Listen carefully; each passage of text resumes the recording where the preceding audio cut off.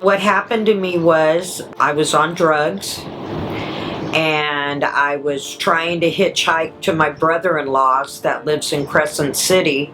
So I decided to go to the truck stop to try to hitchhike a ride out of town. It was hot, it was in July, and there's a pond on the side of the truck stop. So I walked back to the pond and I took my boots off and I put my feet in the water. I started seeing these little bubbles. I thought they were little fish. And so I looked down into the pond and there was a little girl. And she was sitting at the bottom of the pond. And she looked up at me and she said, "Hi." She said, "Do you know Jesus?" And I said, "Yes, I know Jesus." And she said, "Well, Jesus sent me to talk to you today." And I was flabbergasted. I couldn't believe it. She said, "He wanted you to know what happened to her. So I've come here today to tell you." So I said, "Okay." And so she told me what had happened to the little girl. And then all of a sudden I heard the voice of God. And the voice of God said, "Here I've given you such gifts, and you have done nothing but waste them on being a drug addict, hanging around really bad people, not following me." And then the voice disappeared. I knew that it was Jesus. I had a purse full of drugs. I had pipes in my purse. I had meth. And I got up from the pond and I grabbed my purse. I walked over to the nearest garbage can and I threw all my drugs away. My mind at that point was just get back to Redding and get some help.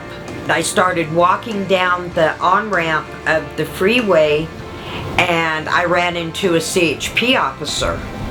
And he said, "What are you doing on the freeway? You're not supposed to be on the freeway." I said, "Jesus just came to me at the pond at the truck stop and I threw all my drugs away. I will never do drugs ever again in my life and I will never disappoint Jesus ever again." He was just shocked. And he said, "What's your name?"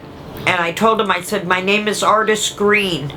And he goes, "Well, Ardis Green," he goes, "I'm very proud of you." I walked to Hill Country Clinic. They took me in their van and then they took me to get a shower. And then they scrounged up some clean clothes for me because I was filthy dirty. I looked like a bag lady. You would never recognize me. They told me that I had to stay sober for a week and then they would take me to rehab. So I camped out in their parking lot for a week. Believe me, I was offered drugs by the homeless people at night and I would say no because I knew that I needed help and I knew I needed to go to rehab. And I didn't want to be a disappointment to Jesus anymore. And I didn't want to be a disappointment to myself.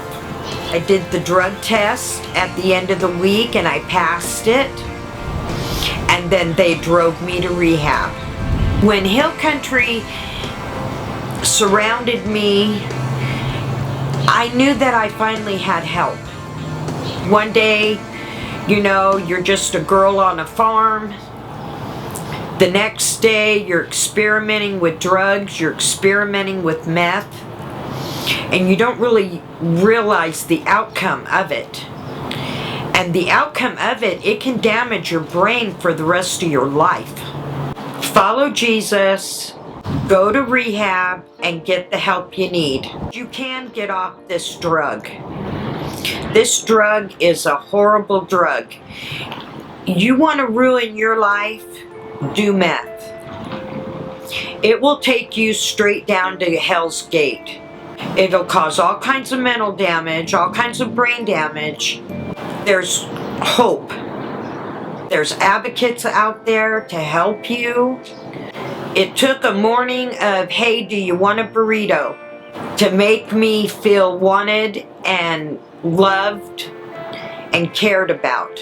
I just have Jesus back in my life. And I have hope now.